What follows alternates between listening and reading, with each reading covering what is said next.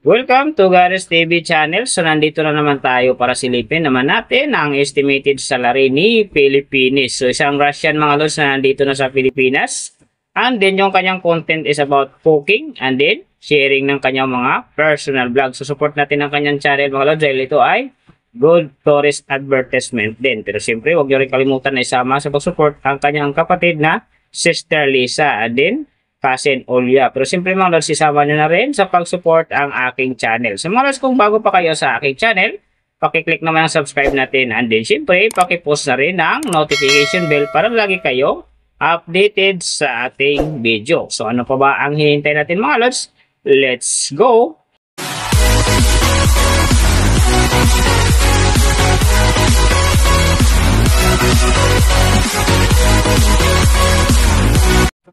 So mga lods, si Pilipinas sa ngayon ay mayroon ng upload videos na 316.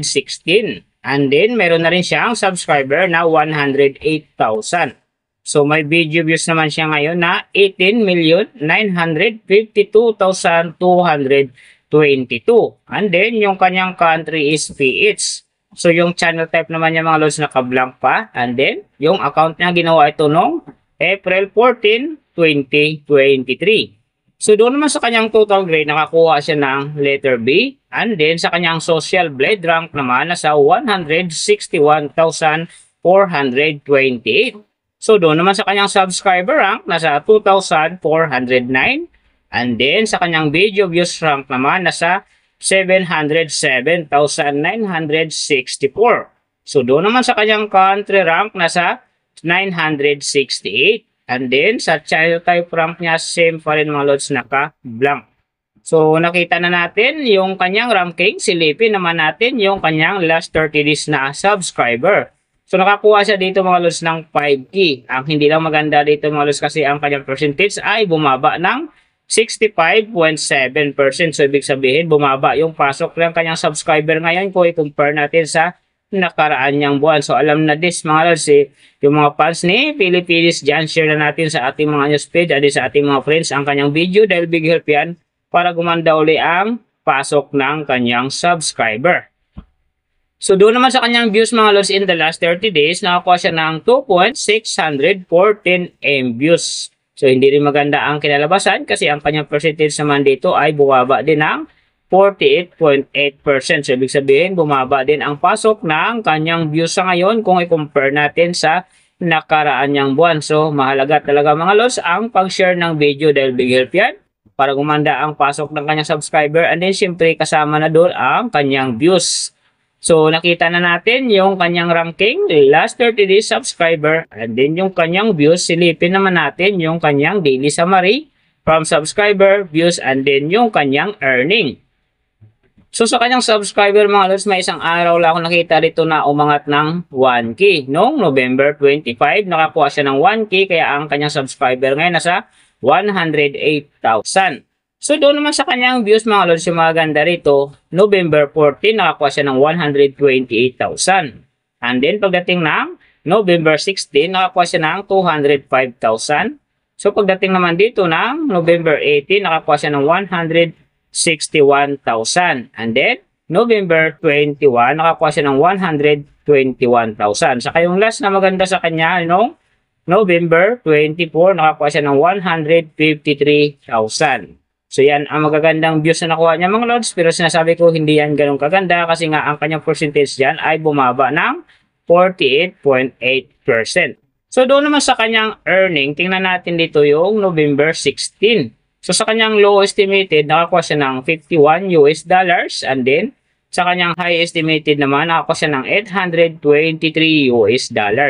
So ang mga yan naman mga lods, daily summary lang, mas maganda kung silipin natin yung naka-round off na from daily, weekly, and monthly para malaman na natin kung magkano na ngayon ang estimated salary ni Pilipinas dito sa YouTube. So unahin natin yung kanyang daily average. So sa daily subscriber, nakakuha siya ng 167. And then sa kanyang views naman, nakakuha siya ng 87,118. So doon naman sa kanyang daily low estimated ng kanyang earning, nakakuha siya ng $22. So types natin sa 58, meron siyang 1,276. And then sa kanyang daily high estimated naman ng kanyang earning, nakakuha siya ng 348 US dollars. So times natin sa 58, mayroon siyang 20,184.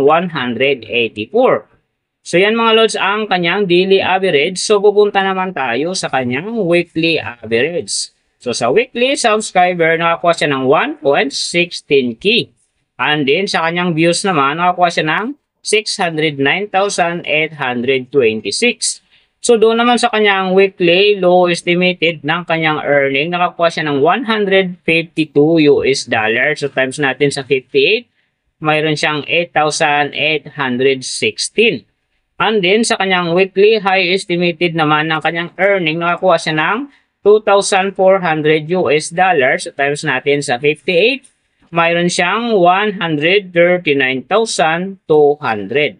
So yan naman mga lods ang kanyang weekly average. So pupunta naman tayo sa kanyang monthly average. So sa monthly subscriber, nakakuha siya ng 5k.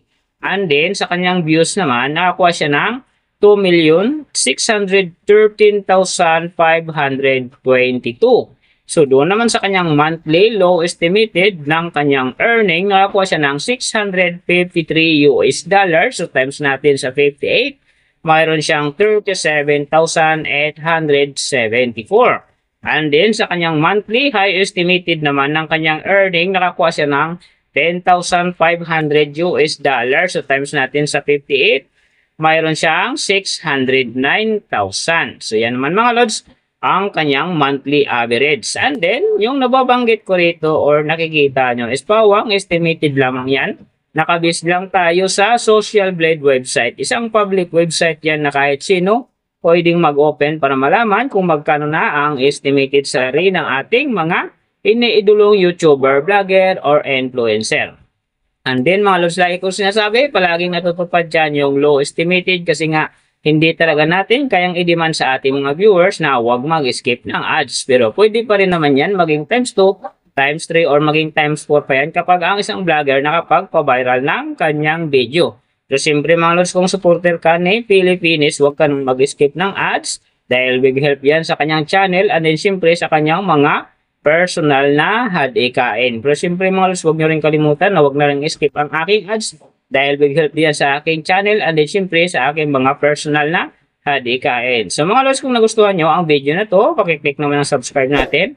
And then syempre, pakipost na rin ang notification bell para lagi kayong updated sa ating video. Then kung mayroong gusto magpagawa ng video na sim nito para sa inyong mga iniidolong YouTuber, vlogger, or influencer, comment nyo lang sa baba yung tamang detalye ng kanyang channel para ma-search natin kaagad at magawa natin sa next video. So big thank you sa lahat ng mga sumusuporta sa aking channel. Sa magsusupport pa lang, iingat kayo palagi and God bless at sana gabayan kayo palagi ng Panginoon sa ginagawa nyo araw-araw at syempre magtagumpay din kayo sa inyong mga pangarap. So hanggang dito na lang. See you on my next video.